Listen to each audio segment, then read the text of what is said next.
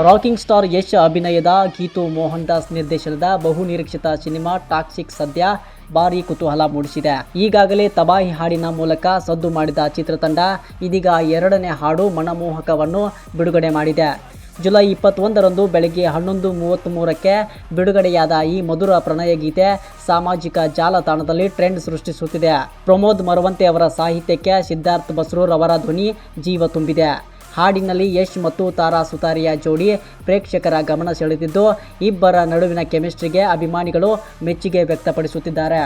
ಈ ಹಿಂದೆ ತಬಾಹಿ ಹಾಡಿನಲ್ಲಿ ಯಶ್ ಮತ್ತು ಕಿಯಾರಾ ಅಡ್ವಾಣಿ ಬೋಲ್ಡ್ ಲುಕ್ನಲ್ಲಿ ಕಾಣಿಸಿಕೊಂಡಿದ್ರು. ಇದೀಗ ಮನಮೋಹಕ ಹಾಡಿನಲ್ಲಿ ಯಶ್ ತಾರಾ ಜೋಡಿ ಹೊಸ ಮೋಡಿ ಮಾಡಿದೆ. ಇನ್ನು ಚಿತ್ರದಲ್ಲಿ ಕಿಯಾರಾ ಅಡ್ವಾಣಿ, ನಯನತಾರಾ, ರುಕ್ಮಿಣಿ ವಸಂತ ಸೇರಿದಂತೆ ದೊಡ್ಡ ತಾರಾ ಬಳಗವೇ ಇದೆ. ಯಶ್ ದ್ವಿಪಾತ್ರದಲ್ಲಿ ಕಾಣಿಸಿಕೊಳ್ಳುತ್ತಿರುವುದು ಚಿತ್ರದ ಮೇಲಿನ ನಿರೀಕ್ಷೆಯನ್ನ ಮತ್ತಷ್ಟು ಹೆಚ್ಚಿಸಿದೆ. ಒಟ್ಟಿನಲ್ಲಿ ಮನಮೋಹಕ ಹಾಡಿನ ಮೂಲಕ ಟಾಕ್ಸಿಕ್ ಚಿತ್ರತಂಡ ಮತ್ತೊಮ್ಮೆ ಅಭಿಮಾನಿಗಳ ಗಮನ ಸೆಳೆದಿದೆ. ಯಶ್ ಅವರ ಹೊಸ ಅವತಾರವನ್ನು ಕಣ್ತುಂಬಿಕೊಳ್ಳಲು ಅಭಿಮಾನಿಗಳು ಕಾತರದಿಂದ ಕಾಯುತ್ತಿದ್ದಾರೆ.